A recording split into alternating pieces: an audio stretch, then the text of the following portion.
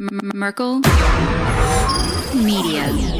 Hey everybody, before we get into this week's show, I just want to let you know that I am moving my family from the Philadelphia, Pennsylvania area to Tennessee in 2 weeks. So I'm working like a madman right now trying to get all the shows done for the next month so I'm good to go. But I just want to let you know that if I do not show up on a Tuesday or a Thursday for an episode, that's why. Nothing bad happened. I will be back, but maybe I ran out of time for production and things like that in order to make this move happen. So I'm working like a madman now, but I'm just giving you a heads up. If by chance I don't show up on a date an episode's supposed to drop, that's why. But chances are I'll be here, but I just wanted to give you a heads up just in case. All right, let's get to this week's show.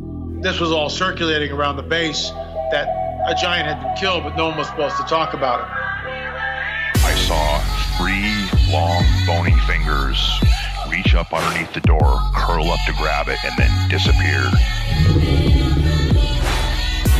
When he came over to me, dude, he slithered over to me. And this giant comes out of the cave and they're all frozen. And he starts running and firing at this giant. Well, the giant moves. He's got a spear in one hand and he's running really fast and spears Dan and holds him up like this. Somebody yells, shoot him in the face, shoot him in the face. They basically decapitate him. Got closer. When he got about 15 yards away from me, I raised that 12 gauge and I blowed his head off. I feel something pulling at my leg, and I look over and there are 2 small gray entities pulling at me. And they're literally, I'm getting pulled off the bed. I reached my hand into this bush and I touched air. Couldn't breathe and I couldn't move because I know I'm seeing a monster.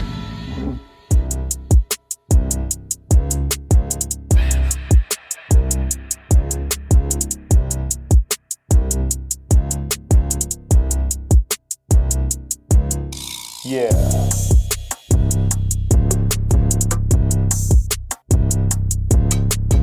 Welcome to the show, everybody. You're listening to The Confessionals. I'm your host, Tony Merkel. Thanks for being here. If you have a crazy, wild experience you want to share with me on the show, go ahead and shoot me an email. My email address is theconfessionals@theconfessionalspodcast.com. That's theconfessionals@theconfessionalspodcast.com. Or go to the website, theconfessionalspodcast.com, hit the contact section, and you can reach me that way as well. Either way works for me. Just get a hold of me. If you want to hear more shows on a weekly basis on Thursdays, we release members-only episodes to the website and the app, the Castos app. So if you want to have access to that, plus all the Tuesday shows ad-free and the overtime segments for the Tuesday shows, go to theconfessionalspodcast.com, hit the join button, and become a member today. Thank you very much for being here, everybody. Listen, if you have any inkling of what's going on in the world right now, you're going to want to be prepared. So whether it's through preparewiththeconfessionals.com, that's preparewiththeconfessionals.com, or at your local store with rice and beans and canned foods, make sure you and your family are going to be good to go, because just last week,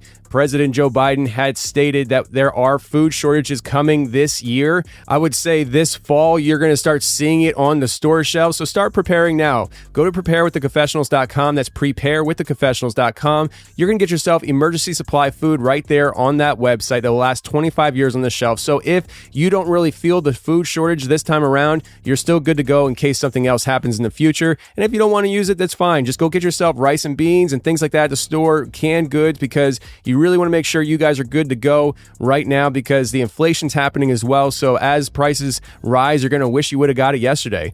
All right, friends, we did the Dogman premiere, right? Yes, we did. Expedition Dogman was released on YouTube last Friday. If you have not caught it, you can still catch it. It's there for replay, but it is on the Confessionals YouTube channel. If you want to check out the documentary Expedition Dogman, where me and my team went to Kentucky to try hunting down the Dogman from episode 335, Dog versus Dogman, where Kyle tells his legendary experience on the show. That story brought us down to Kentucky, where we went out into the Daniel Boone National Forest looking for this creature. We documented our journey into a documentary available right now on YouTube. Link in the description below of this episode. So go ahead and check it out after this episode if you have not done so yet. It was a really good time with us going out there doing our thing, and I think the documentary turned out great, and I think a lot of people enjoyed it. So hopefully you enjoy it as well. All right, friends, we got Robert coming on the show today, and Robert is somebody who has dealt with alien abductions in his childhood. And the interesting thing is, with his abduction scenario that he remembers, he has it confirmed with somebody who was there being abducted as well. And he didn't know this person, but later in life, they reconnected, and he was really absolutely amazed that somebody else was able to confirm the experience because they were being abducted as well. So let's get to Robert right now.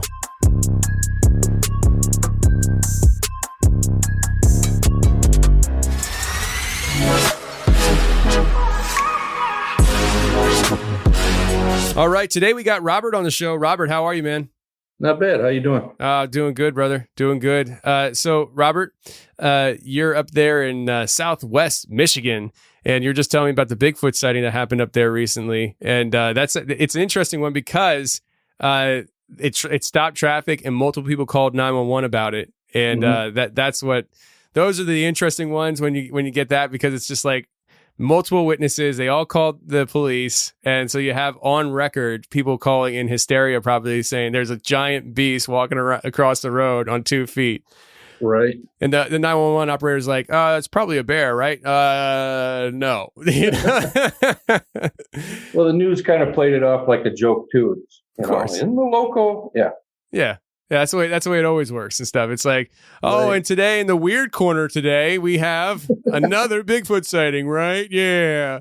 So, listen, man, I got to tell you straight up right now, for the last 10, 15 seconds, I've had some serious deja vu, like serious deja vu. Like I have this image in my head of talking about the Bigfoot with you and seeing you on my screen. And I'm actually talking to you on a different screen than I normally do. Usually I'm on one more screen over, and I have this whole deja vu thing, and I was going to ignore it, but it just kept going. That's trippy. It's trippy, man. It's crazy. Let me tell you something. Before we get into your story, let me tell you a story real quick. The craziest deja vu experience, everybody's had deja vu, but the craziest one I had, I was in Texas with Wes Germer from Sasquatch Chronicles, and we were doing a live show in Houston. And we were in the hotel room like the night before, something like that. And he was working on some audio, and I was sitting in a chair in the room. We were just talking, and he stops and he says, "Man, I'm having some serious deja vu right now." And I was like, "Dude, I'm having deja vu right now." We were both having the same deja vu. It was the trippiest thing. I don't know. Matrix much? I don't know. But there was a glitch. There was a glitch. So listen, you have ET experiences, and when you were a kid, now this is something new for you to be talking about. You were mentioning before, and you can fill the audience in as well as to kind of how new this is for you to be talking about this. But when you were a child, these things would come and visit you. So what I want you to do is kind of start from your earliest memory of how this stuff started for you, and then how these experiences progressed throughout your life. And, just take it away, man. Well, I grew up, give you some background. I grew up Southwest Michigan. I never moved out of the area. Had a Christian home or upbringing, and I had both parents in the home. Real solid home life. 2, I was diagnosed with severe asthma. I had allergy-induced asthma, exercise-induced asthma. And my dad used to joke, you're one allergy shy of being in a bubble. I was allergic to everything. And our house was located right off the highway on a backcountry road, and behind our house was the woods. And from the time I was, I'll check my notes here. From the time I was about 6 to about the age of 13, I would have these asthma attacks in the middle of the night, like all the time. And my mom used to come in at 2, 3 o'clock in the morning and kind of soothe me, give me some medicine and stuff like that. And I'm sure some of it was related to, allergy dust or whatever. But one thing I never told anybody until recently, growing up like I said, from the time I was 6, on the back of our house, we had a halogen light that kind of would come on at dusk and stay on all night. It was kind of a security measure. Because we lived so close to the highway, it wasn't uncommon to get strangers walking up to the house that were stranded. Can I use your phone? Just so they never knew who was going to be coming around. So at night, this thing would come on. And about the age of 6, I remember the first time I was sleeping and I felt this little tapping noise on the window. And we didn't have blinds or anything on the back of the window, curtains, because it faced the woods. There's no need for privacy. And I remember thinking it was really strange because it was like dead quiet all the time. And I remember I rolled over and looked, and the only way I can describe it is, you ever watch SpongeBob? You've got kids. Yeah, I mean, SpongeBob came out when I was a kid. The closest thing I can explain to the shape of the head was Squidward. Makes sense. Without the nose. I remember looking over, and it had 3 slits where the nose would be, like 3 slits in its face, and just a slit for a mouth, and just these black eyes. But what was weird was it had like an inner light, like it was glowing in the dark almost. And I noticed that the halogen light was off. Well, I'm laying there and I'm petrified, and I like hide underneath my covers and pull the covers up over, and I hear this voice in my head that says, he's flawed. And it was gone.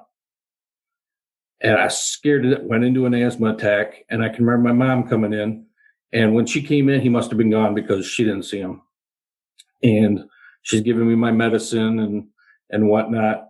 Well, that started reoccurring like every couple months to the age I was 13, to the point where it would come up, and as soon as the halogen light would go off, I would panic. I would be like, I knew what was coming. And it wasn't anything that I could talk to my parents about, because we came from a strict Christian home, and to them, that type of entity was demonic. And, I'm 6, 7, 8, 9 years old and scared to death to say anything to anybody. And as it would show up periodically, I mean, it never came in the house. It never attempted to take me, nothing. But I would always get that voice in my head that said he's flawed, and they would disappear. But I just remember them. I don't know why they tap on the window. Just I don't know. But I do know. I used to think that I was having bad nightmares at first, because naturally you just put it out of your head. You're that little, and you don't think it's real. And our house got broken into one summer. Somebody from the highway, we were on vacation, came, looted our house. Well, the police came, and they were dusting for fingerprints and stuff, and they dusted my window, and there was a 3-fingered print on my window, and I about soiled myself. I was the only one that looked at it and went, thinking in my head, I'm like, I know what that is. And I'm not saying anything. And they're like, oh, he must be an amputee, missing fingers, missing. And I'm not saying anything to anybody. So I carried that through the age of 13. And I think a lot because of the constant, he's flawed, it really carried over into my adult life. You get that constant message. But I'm trying to think where I'm going with this now. I've got all these messages. I'm trying to stay in contact with you. And then when I was little too, I had a friend spend the night. I think I was probably 10 or 11, and it happened in the middle of the night while he was sleeping. And I remember looking over at him thinking, I wish he'd wake up so he could see what I see. And when he came to breakfast the next morning, he said, man, I had the craziest dream last night. I dreamed that, there was an alien in the house, and I kind of like sat back a little bit, and he's like, yeah, it was just a dream though. And how do you, it's very hard for a kid to hold that in and not be able to talk to anybody about it. Yeah. But it's, like I said, I'm just now talking about it because I was explaining to you that, I've been talking to a counselor because I've had other issues, within the last year, and finally getting it out and explaining, kind of what happened to me. It's very, it feels good to get it out. The only person I've really talked about any experience with is my girlfriend, and she hasn't judged me at all. And I'll get into that later about, she's got a friend that she put me in contact with that I was like, what? But after 13, and dealing with all that, I was going through high school, and I had like low self-esteem, and a lot of it was because of the asthma. I couldn't play sports and stuff. And, the constant years of that, he's flawed, he's flawed, he's flawed. I did develop a group of friends and stuff, and we went to a party, and somebody broke out a Ouija board, which I don't recommend anybody ever messing with. I don't understand why they put them in toy stores, why they make them so accessible. Because I'm a firm believer that they cause a lot of damage. And we were playing with it, my best friend and I. There was a group of maybe 6 or 8 of us there, and we asked the question, how are we going to die? And it came back, car accident. And we kind of blew it off, being teenagers and stuff. And then a year after graduation, he passed away, and he died in a car accident. And I'm a firm believer that from that point on of using that Ouija board, I think we opened something up, because ever since then, I have had a depressive demeanor to me. I don't know if there was a spirit of depression that came out of there that attached itself, but from that time up until just this last year, I have fought depression like nobody's business. Just constant negative thoughts. And I can remember my parents saying, what would make you happy? I can't think of anything. It's like, no matter what we do, we could pay off all your bills, we could buy you a house, and you wouldn't be happy. And I'm like, no. And I'm a firm believer that my mental state now goes back to the negative reinforcement from the thoughts that I was getting and that Ouija board. But that's kind of where the mental state I'm at now. But going into then I ended up after high school getting married, and that's where I went in. I started getting into a religion, because I had a religion background. Growing up, I had a foundation, but I had a lot of questions going through what I went through, and the only way I could find answers was through the church. And I really felt like I had a calling to go in to be a pastoral in a pastoral capacity. So I went into that, and that's where things really started. Once I gave myself to God and said, hey, look, I'm going to listen to what you're telling me to do, and I'm going to go by blind faith and just let you lead. And that's when things just kind of broke loose. But we had paranormal experiences that I would go with my pastor, with people that were dealing with tarot cards, and they had, spirits in their house, and things were moving. And I think from the Ouija board and then into that, it just slowly snowballed into kind of where I'm at now in my house. My girlfriend and I were sitting on the couch. I know I'm going through this kind of fast, so if you have questions. No, it's fine. Share whatever you want, however you want to share it. But like I said, I'm lucky enough to have a girlfriend now after 2 marriages that I couldn't tell either one of my wives about what was going on upstairs. It was a total mental torture. It's like you want to tell them this is why I am the way I am, but you don't want to tell them because they're going to think you're nuts. But my girlfriend now, we were sitting down watching TV, and I don't remember what we were watching, but there's if we're sitting on the couch and we're looking at the TV, right to the left of the TV is the hallway that goes the length of the house. And we're sitting there, and all of a sudden I saw a shadow head peek around the corner and I almost jumped back and jumped off the couch. I said, what's the matter? I'm like, did you see that? And she's like, I don't know what you're talking about. And then 5 minutes later, she saw a full body shadow run on the other wall back down the hallway. And she's like, I saw that. So she packed up and went home. She's like, I'm not staying tonight, good luck. So, but a couple days, maybe a week goes by, and I'm talking to her on the phone, and I'm like, you're not going to believe this.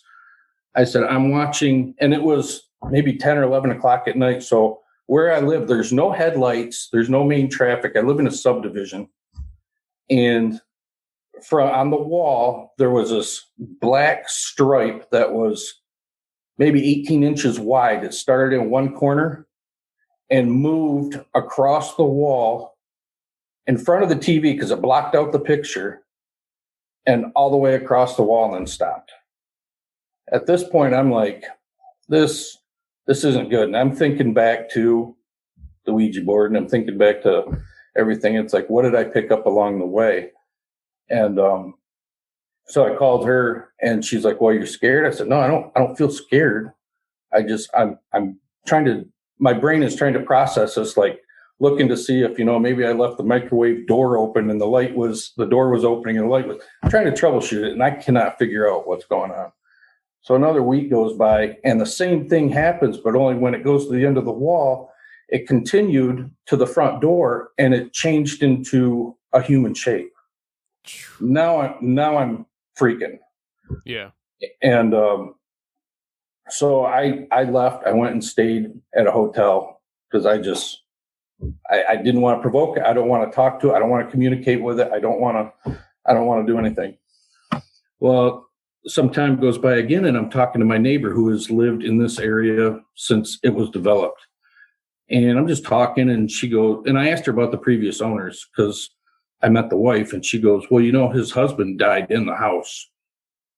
And I'm like, what did you say? And she's like, he died in the house. She was out planting flowers, and he had a heart attack in the bedroom at the end of the hall, and he was trying to make it outside to let her know he was having trouble, and he died in the doorway. And my skin just went cold. I'm like, how would she know? And to me, that was just like a confirmation of, I wasn't imagining. So I haven't had anything happen in the last couple of weeks. And the only thing that has occurred is my daughter, her bedroom is upstairs. And she come out one night and said, I'm not sleeping in my room anymore. And I didn't tell her what was going on. And I'm like, well, what's wrong? And she goes, there was a witch coming in my window last night. Really? And how old is she? Right now, she's 14. This is what happened last year when she was 13. Okay. And she's like, there's a witch coming in my window. And I'm like, what? And she's like, there's a witch coming in my window. I'm like, I have no idea what you're talking about. And she goes, well, somebody with a black hood was standing outside my window and was blocking out the light. And they were knocking on the window trying to get in. So I went out there. I didn't see anybody. And she goes, I don't want to this day. She won't go in. She moved all of her stuff downstairs. She wanted me to build her a bedroom in the basement. She will not go in that room. And I still don't know what it was, if it was another entity or what it was, but she won't go in that room, won't have anything to do with it. Has she ever tried? I'm assuming this is the answer is no, but have you ever had her try to sit down and draw what she saw? No, I probably should. Is she willing to talk about this with you, or is it something that she doesn't like talking about? She won't even, if you mention it, she's like, I don't want to talk about it, and she'll leave. She's an internal person. She's not a social person. She's kind of introverted, but, it was enough to get my attention. And my boy has never had a problem here, but I just thought it was coincidental that I was having issues. And then all of a sudden, because they don't live here full time, they live with their mom. So they come every other weekend. And so she wouldn't have the exposure that I would have. And it just so happened that night. But, man, that's rough. Right.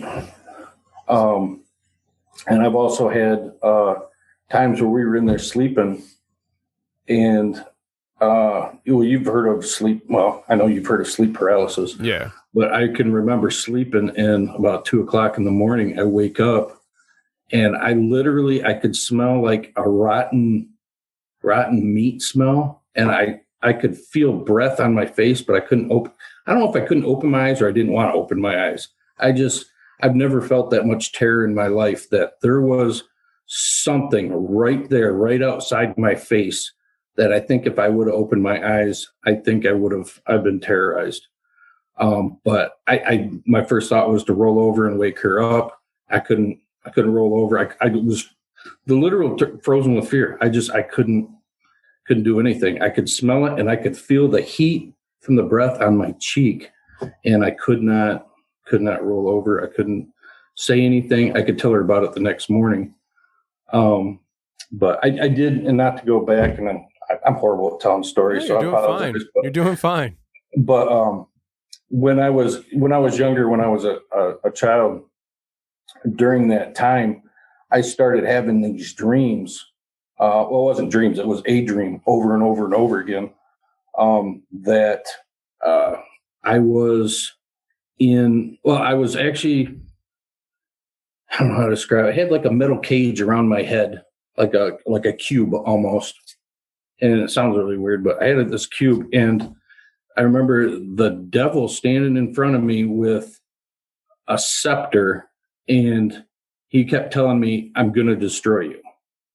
And I remember thinking, if I make a run for it, there was like a wall of fire around us. And if I could make a run for it and get through the fire, I would be safe. And I remember him saying, "Go for it," and and every time I would run up to the wall of fire, it would engulf. It would and I couldn't get through it.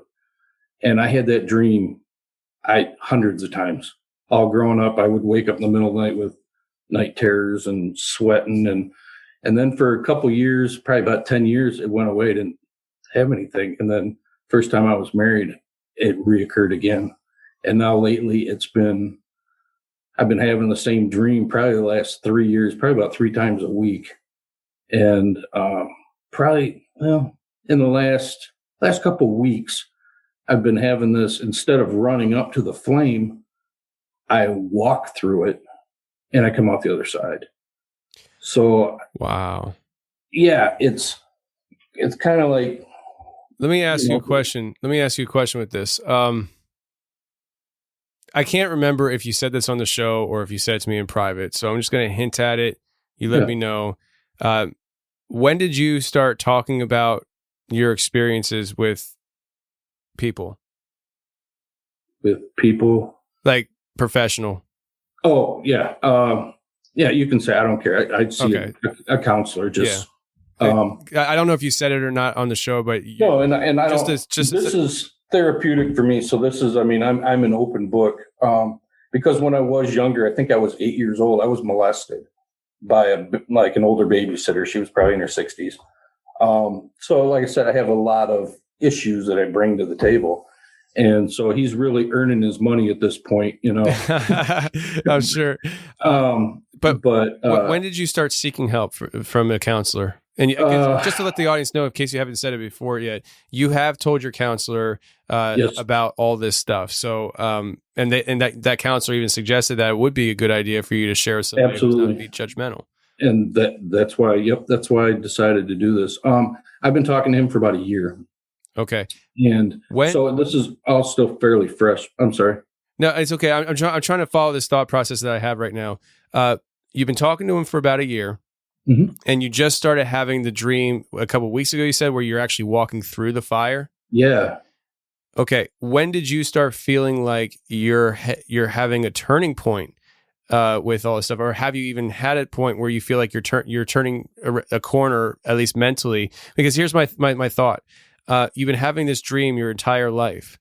And it's this character of the devil in front of you. And what was he saying to you again? I can't remember. The only words he said was, "I will destroy you." Okay. And so my thought was, like I said, I thought I had a call. I felt like I had a calling to be a pastor in a pastoral capacity, and it was really strong. And I kind of correlate that to that. Like, I don't want you fighting on his side. I'm going to destroy you. I'm not going to allow you to work for God. That's the way I perceived it. I think it could be perceived many ways. I think there's a lot of messaging that could be happening there. Because like for me, hearing your experience, I had this image and this thought in my head that the cage that was around your head meant it symbolized mental enslavement. And I feel like you spent an entire lifetime enslaving yourself alone in a cell mentally, where you couldn't share what you knew, you couldn't share what you experienced to people. And recently you started having a different dream where you're starting to walk through that fire. And if it hasn't happened yet, I just had this sense, and I'm not a counselor, I'm just saying, I feel like you're either about to, or you have started turning a corner mentally where maybe things would hopefully start getting better for you. But it's just, I find it really interesting that the dream has changed recently. And I had this feeling when you told me that the cage around the head, it made a lot of sense to me because of how you grew up, having all these experiences and not being able to tell anybody. It had to be very lonely. It was very, very lonely. And there was times in school that because I was so sickly, I was underweight, I was on a lot of medicine. I couldn't, drink milk. So I was very undernourished. And it wasn't due to my parents' fault. It was all medical. I got picked on. I got bullied. At one point, I got shoved in a locker and urinated on. So there wasn't a lot to be happy about growing up. But to answer your question, I probably in the last 2 months, I think I felt like I've turned the corner where things are starting to better outlook, better mental reasoning, better vision of life. I'm very grateful for the kids I have. I'm grateful for, most people wouldn't say it, my ex-wives, because I've learned a lot from 2 marriages, and my last wife, we're still really good friends. It wasn't a bitter divorce. We just knew it wasn't going to work, and we still co-parent. We still talk every day, and I'm lucky enough to have a girlfriend that gets along with her, so we all get along. It's just it all works out the way it's supposed to work out. But I think God is watching out, and He knows how much you can handle and He puts people in your life, whether we were married or not married, but she was in my life for a reason. There was something I was supposed to learn, and we were supposed to provide each other, and it did work out that way. But yeah, there's a lot of stuff that I've dealt with over the last year, losing my job. I've got family issues that I'm dealing with. It was very, very, going through the divorce. It was just really, really, it was a bad year. But I do think that the starting out when I was younger, the connotation of he is flawed, that I put it off for so long and just buried it deep down inside, that it just sat there like dormant. And then I started remembering a lot of that stuff when my daughter was younger. And like I said, she would watch SpongeBob, and I couldn't figure out, it's like, why does the show bother me so much? I wouldn't let my wife buy her any SpongeBob toys. I hated if she watched SpongeBob. Because every time I looked at that Squidward, it was enough to remind me of what used to knock on the window. But with my girlfriend now, and this is where it comes full circle. This is really, I can't even believe it. Still blows my mind. But when I was explaining to her what was going on, and she says, well, my friend so-and-so, you should talk to her. And I'm like, why? And she goes, because she's had an experience too. So I've met this woman maybe 3 times before, and I finally called her and we had a talk. And she goes, did you live in and she described my house. And I'm like, yeah, how would you know that? She goes, since I met you, you look familiar. And I'm like, she never looked familiar to me. I never knew her a day in my life. And she goes, I couldn't put my finger on it. She's like, then all of a sudden the color just ran out of her face, and she goes, "Oh my God, I know where I know you from." And she just described my house, and she goes, "You used to get visitations in the middle of the night." And I went, "Yeah." This is what I'm explaining to her. And she goes, "I used to see you when you were a kid because they used to take me." And I'm like, "Holy crap." And she goes, "I would wake up in the morning and I would have like 3 dots on my wrist that were in the shape of a triangle. And my parents used to think that I was putting like pen marks on at school, and they used to get mad at me because she was like, "You shouldn't put ink on your skin." And she said, "But they would abduct me. They would come in my room and abduct me." And she goes, "And I used to tell my parents, and they just thought I was imagining things." She goes, "But I remember your house, and I remember them knocking on your window." She goes, "I was in the woods. It was me and 3 other kids that were watching them walk up to your house." And she described the back with the porch and everything. And she goes, "And I could see you in the window. That's how close I was." And I mean, my skin just crawled. And to this day, she won't even talk to me now, because she buried that so deep down that she doesn't want to remember it. She doesn't want to deal with it. She doesn't, if I'm over there and she's talking to my girlfriend, we'll invite her over, and she's like, if I do, I don't want to talk about, I mean, she's traumatized, like really, really traumatized. And she's like, "I couldn't put my finger on it. The first time I met you," she goes, "you look familiar." And we live in 2 different states. And she goes, she started describing my house, and she goes, "That's where I know you from." And she goes, I find it hard to believe that we're actually meeting up after all this time. That's incredible. Right. I mean, I'm getting goosebumps talking about it, but, can I ask you, did she live in your neighborhood as a kid and she moved away, or so they were abducting her from wherever she lived in northern Indiana. She grew up there with my girlfriend in northern Indiana, and I've always lived in southwest Michigan. So we would have had no contact whatsoever. None. So they were like, it was like a truck route, every day is the same thing. So they stopped, get her, they stopped by your place, and it was like a routine. I don't know if she was there every single time they came. Okay. But I know at least one time, and for whatever reason, she remembered me. Wow. Right. So I've tried to talk to her again, kind of pick her brain, and she doesn't want to. It was enough to spark the fear, and she tells her all the time, "I wish I'd have never talked to him. I just wish I never talked to him." She goes, "Now it's back in my head again, and I'm always afraid they're going to show up." But she said she hasn't had any issues since she was a kid, but now she's afraid again. That's crazy, man. That's freaking bonkers. Right. That's bonkers. Right. What are the odds that your girlfriend's friend was being abducted, and then part of the abduction is stopping by your house, and she remembers you from that? That's insane. I know she wasn't lying. I know she wasn't lying. The look on her face. I mean, if you've ever seen anybody that, saw something that just shocked them beyond, that just blew their mind. I mean, the open mouth, the color just running out, like, oh yeah, it was a moment that I thought she was messing with me. She was making fun of me. And then her reaction was was genuine, was actually genuine. It almost, how would she describe my house?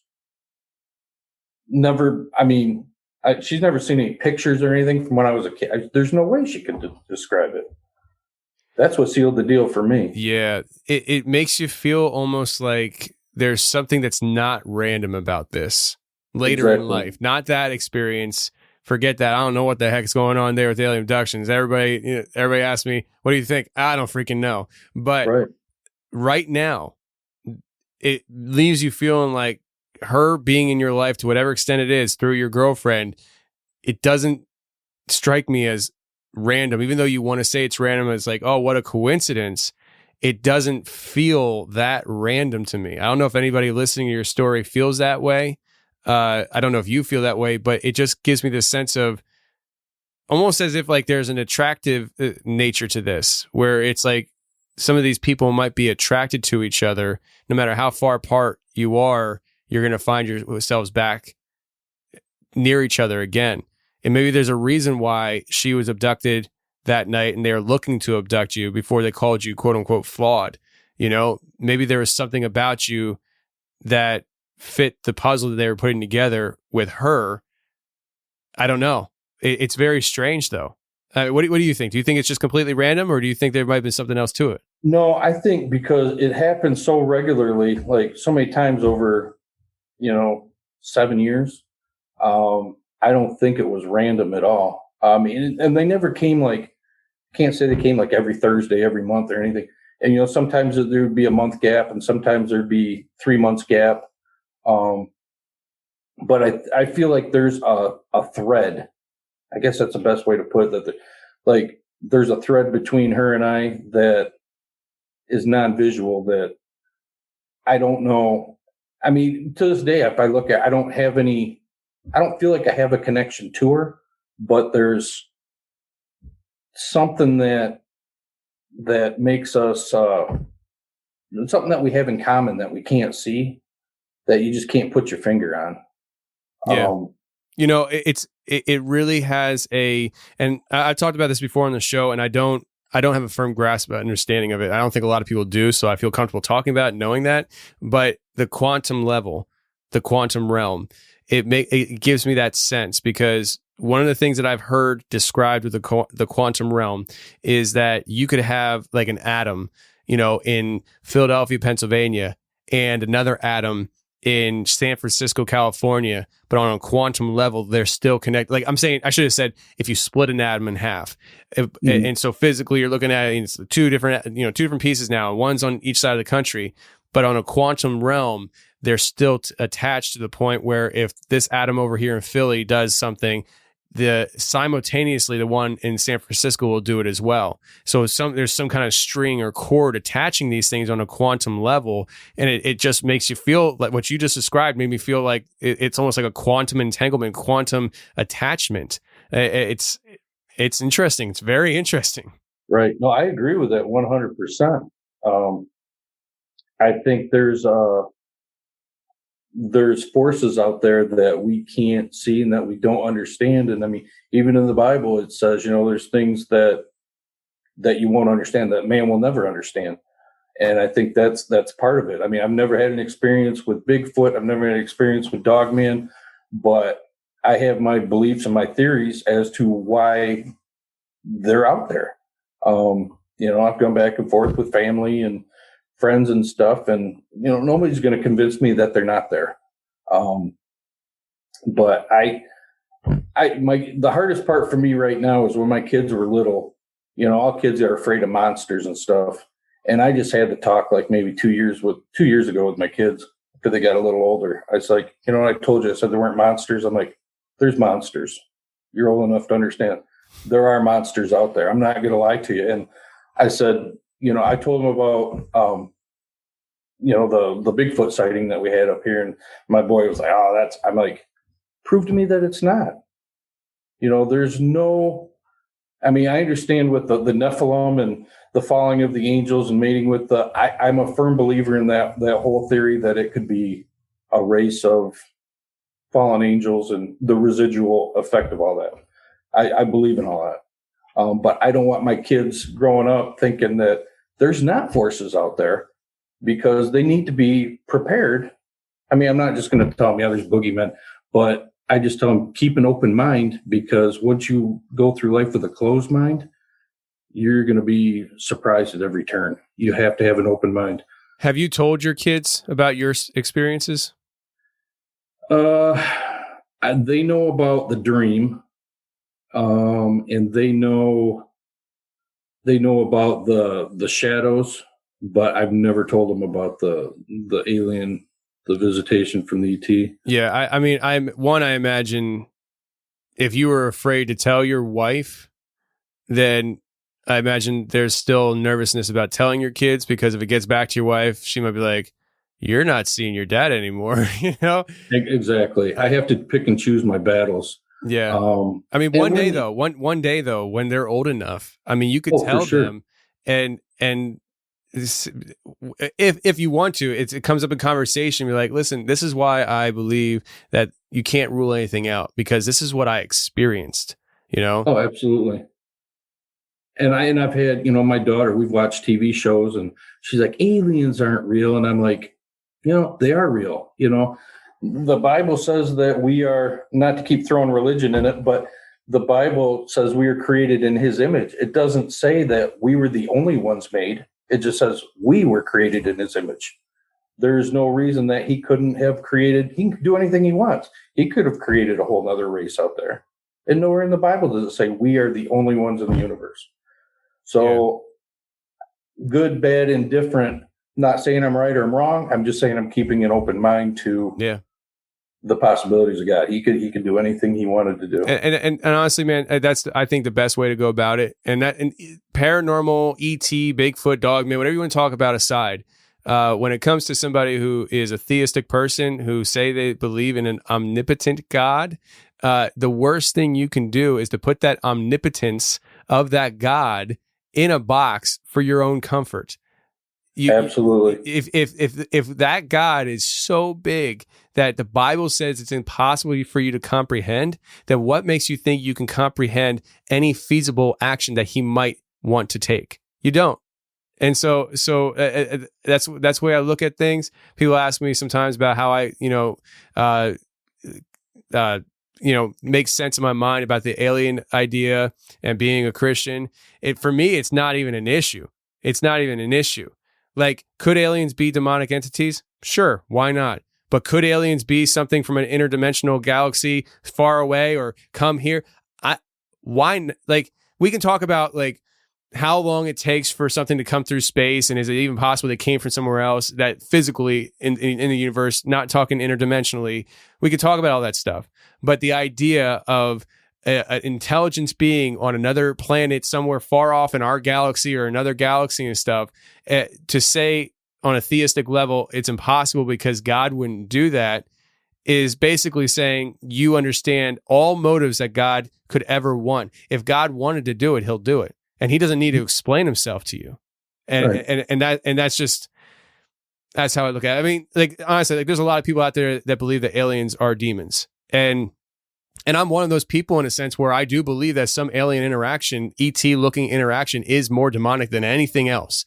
But for me to say all of it's 100% demonic, I'm very cautious to say that, because that again would be putting my theistic God in a box that I believe is so big that I can't comprehend him. And it's like, well, that doesn't make sense to do that then. Right. And by nature, we're curious. We want to know.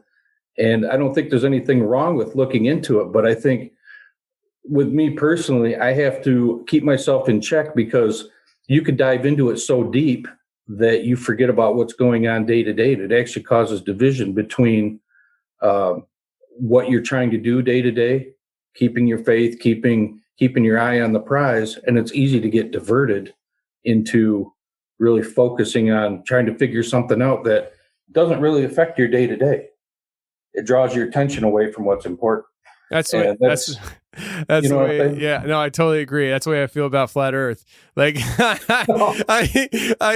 I'm just like, I mean, there are people out there that believe in flat Earth, and it's changed their life for the better. They're a better person today than they were yesterday because they started believing in the flat Earth, and they became a more pleasurable person to be around, and all that, right? And it's awesome.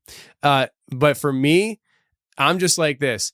If the Earth is flat, and I find out tomorrow the Earth is flat, I'm going to wake up tomorrow and still have all the things I had to do tomorrow on the docket.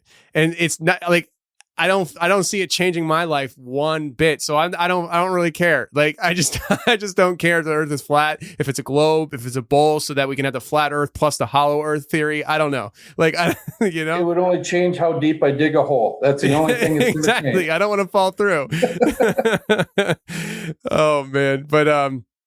But yeah, man, I totally hear you. Now, with these experiences that you went throughout your life, I mean, we have the paranormal stuff with the Ouija board that kind of entered. It seems like the Ouija board gave you a little bit of a transition period in your life where you not only had ET interaction, but now you were dealing with more spiritual stuff as well. Is that how you view it as well? Yeah. I wish I would have never touched it. Because like I said, from that point, I can trace it back to that point, that my whole demeanor, I went from, like I said, I had self-esteem issues, but having friends in high school, I kind of put a mask on, if you will. You know, I had friends and stuff, and I was joking around and stuff, but deep down, I was hurting, and I think I can trace it back to that point. That's when I started having relationship problems. That's why I had 2 marriages that didn't work, and I had trouble hanging on to a girlfriend. It's like I always, I would never trust people because of everything that happened in the past with the babysitter, with being told I was flawed time and time and time again. And as twisted as it sounds really weird, but I remember telling the counselor, I'm like, he's like, well, how did that make you feel? And I said, I was kind of torn because I wanted to know why they wouldn't take me. Why am I flawed? You know, why aren't I good enough to? And not that I wanted to go, because I didn't. I mean, they scared the crap out of me. But when I got older and started thinking about it, I'm like, well, what was wrong with me? Why wouldn't you take me? I'm not good enough to probe, or I'm not good enough to, you know, you start doubting everything. Your self-esteem is so low, and it's, you know what I mean? It's, yeah. You know, so you're even questioning the bad things. Why aren't I, you know, what's wrong with me that you won't even treat me bad, you know? Why won't you do the butt stuff with me? Right. That's so funny. No, but I'm assuming you made the connection that the flawedness is the asthma.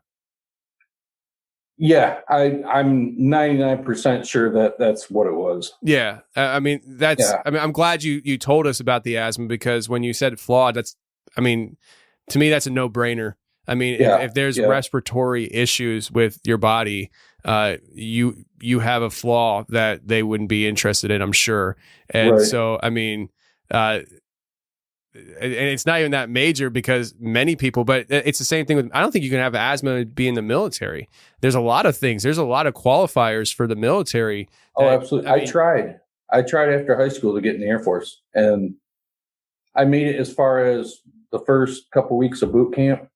And then it started showing itself, and I got dismissed.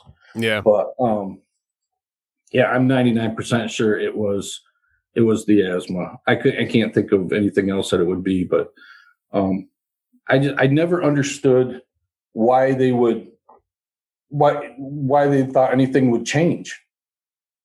For years, they would tap on the window, and I would see that glow in the window, and you know, I could see their head moving. I could see the nostrils flaring, all 3 of them. And they would have their hand on the glass, and I would instantly go into an asthma attack. And my mom would hear me gasping for breath. And every time they come in, he'd be gone, or it would be gone. I don't know if it was he or she, but so they never, and she's like, they would take me to the doctors. Like, he has these asthma attacks all the time. You know, we're doing the anti-allergen pillow. We're doing all this other stuff. We're giving him his medicine. And, you know, how am I going to, as a 6, 7, 8-year-old, how am I going to, well, it's the people at the window. You know, like, I already had enough medical problems. I didn't need them to think I had mental problems too, you know? Yeah. But it was very, very alarming. And I don't want to say I got used to it, because I don't think I ever got used to it. I was expectant of it, because I remember the light would go off. That would be the trigger. As soon as the light would go off, because the light never went off unless they showed up. And I would hear the rustling. I had leaves outside my window. I would hear the shuffling in the leaves. And then all of a sudden it'd be like, just like if you took like something like a nail and tapped it. It was just a real sharp little tap. And I don't know if they were trying to wake me up or if they wanted to see if I would interact. I never left my bed. I could see them, but part of me was like, I don't want to give them the satisfaction of knowing that I'm scared, or if I hide long enough, maybe they'll leave me alone. But I would always get that mental message of, he's flawed, and then they would go.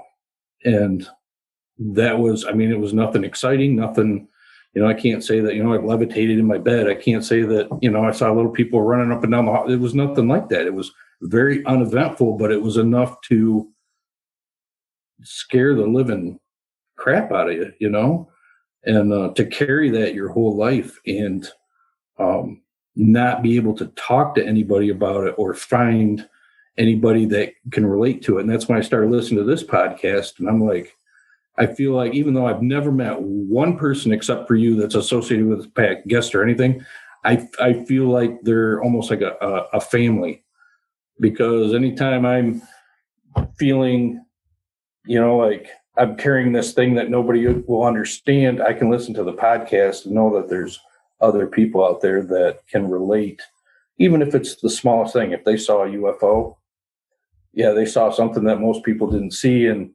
it's a common bond. It's a brotherhood, and like I said before, I just want to thank you for having me on, just because it gives me a chance, even though I probably didn't present it well. I'm not a very presentful person, but just to expel it and get it out of my system and feel free to let people know just my experiences, even though they're not that exciting, but it does me a lot of good. And I appreciate you giving me the opportunity to do that, because it's going to be exponentially, it's going to be great for me.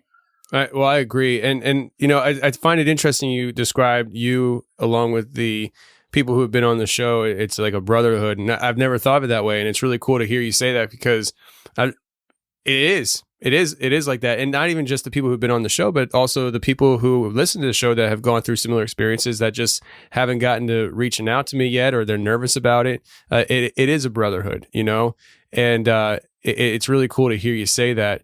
And as far as you sharing, I think you did great, man. And that's the thing about this show. I mean, the show is everyday people, coming forward to share their experiences. You're not an actor. Trust me, I don't got those deep pockets to pay people to come on my show to make up stories and act it out and stuff.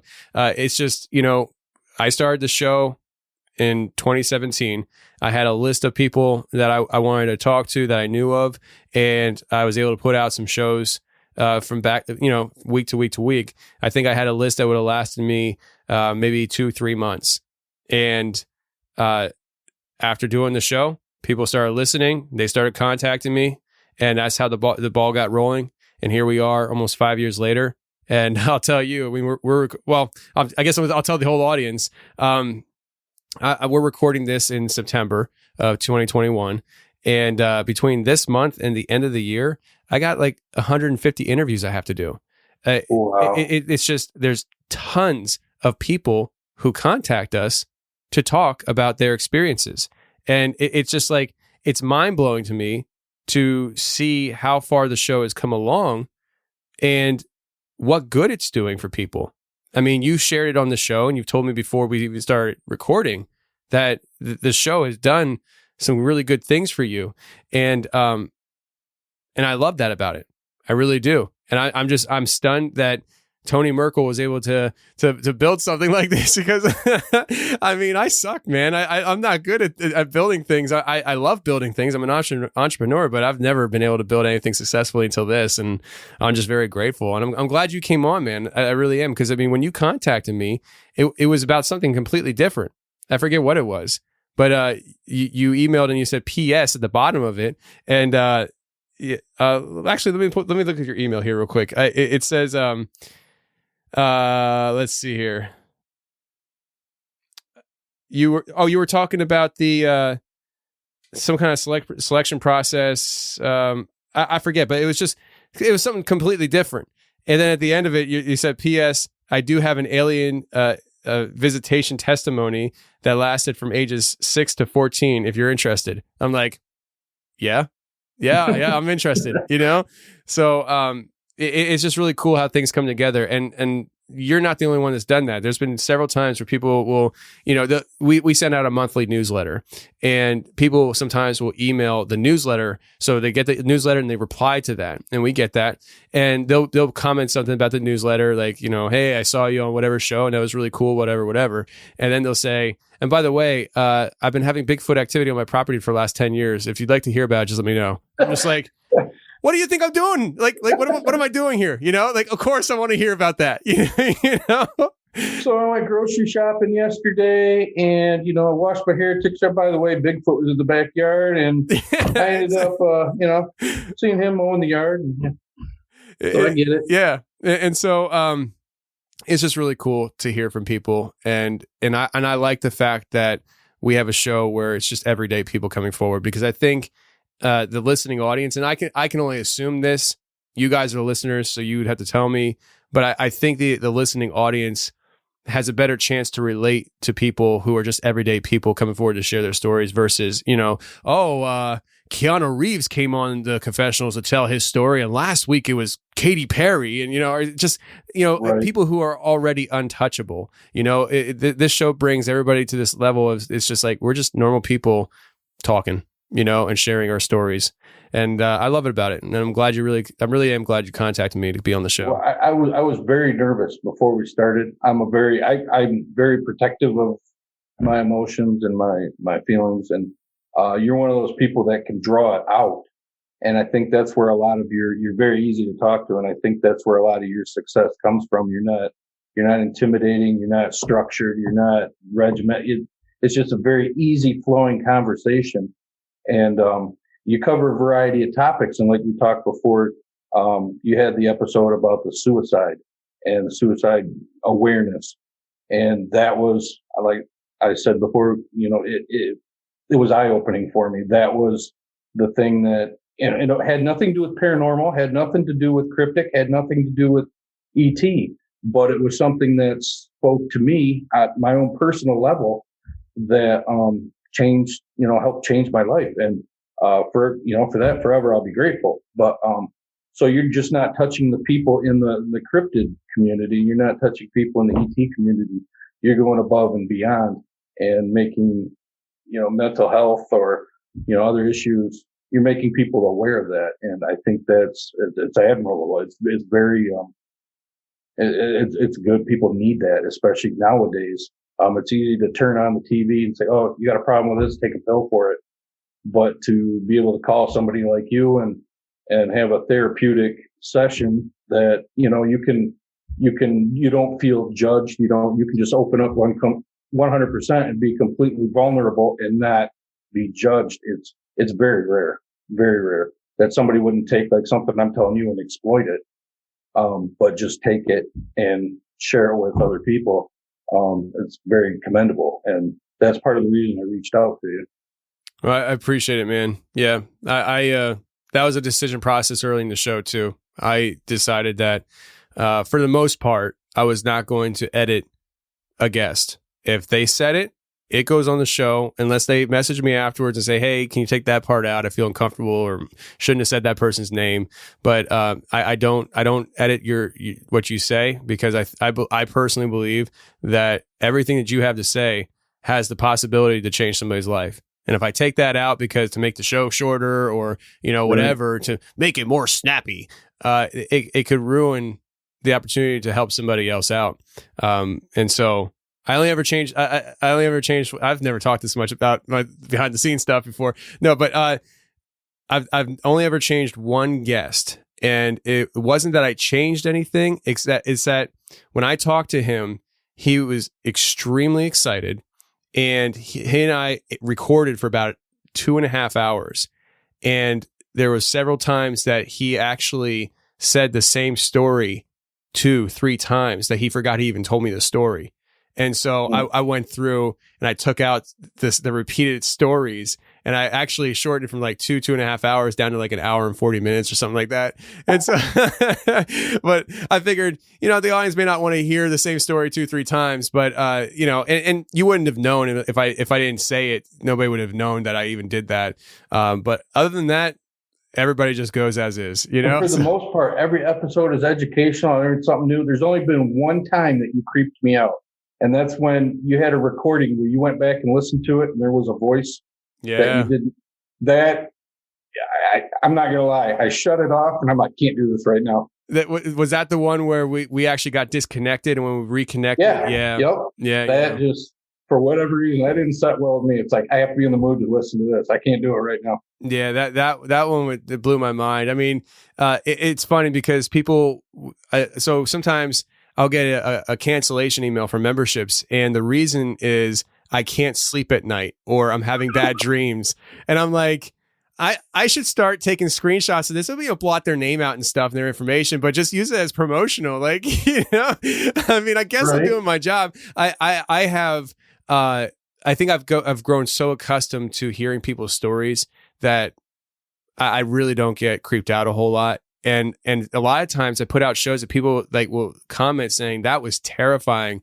And I put it out fearing that people would be, feel like it wasn't a good show or something. And that's why I've reserved myself to the idea that I really don't know what the audience likes.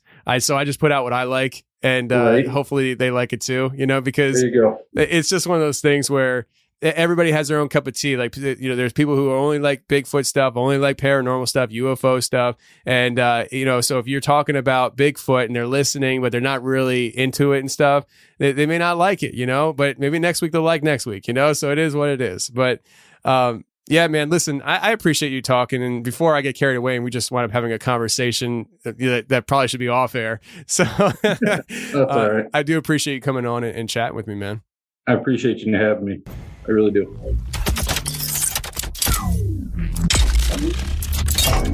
Well, that's the show, everybody. I really hope you enjoyed it. And if you did enjoy it, please share the show with your friends. I don't care where or how you share the show. Just share the show if you enjoyed it, because that's the best thing you can do to help this show grow. If you haven't done so yet, head on over to YouTube, to the Confessionals YouTube channel, and watch Expedition Dogman, the documentary. It's all listed right there on the channel, and give it a subscribe while you're there. Thank you very much. And until next week, stay safe, take care, and remember, the truth will set you free, but first it'll piss you off. Bye. Awakened from the forest in the depths of the abyss, this creature is a paradigm of time lost and time itself. It fears no one. It adheres to no rule that man can create. It forges its own path, and yet its path remains hidden from the world. The sphere of its existence is beyond most comprehension, as it exudes its power quietly but transcendent. It needs no one's approval to exist, but yet its very existence is sought after by many. It watches, it learns, adapts to the ever-changing environment around it, even as the environment is wrought with corruption. It battles the corruption only when pressed or for the protection of others like it. It is a mirage that few will ever understand. It's a cornucopia of knowledge from an era long past. It's free. It's Bigfoot. My fantasies always consisted of making it big. My soul was nothing more than a bargaining chip. Marketing is what they tell you to do and what you're willing to give. LARPing to the fullest extent. I don't wait, I shoot first like Han on a Rodian. And people don't understand me like reading a Nokian. Stretched thin, like pulling an accordion. My heart ate primordium. All these historians telling us lies, setting aside. Everything is medicalized. Politicians selling the ride. I bet 'em a die where the relevance lies. They dressing alike, reptilians. My resilience is brilliant. I'm here to lead the rebellion on hellion, salient, alien with no melanin.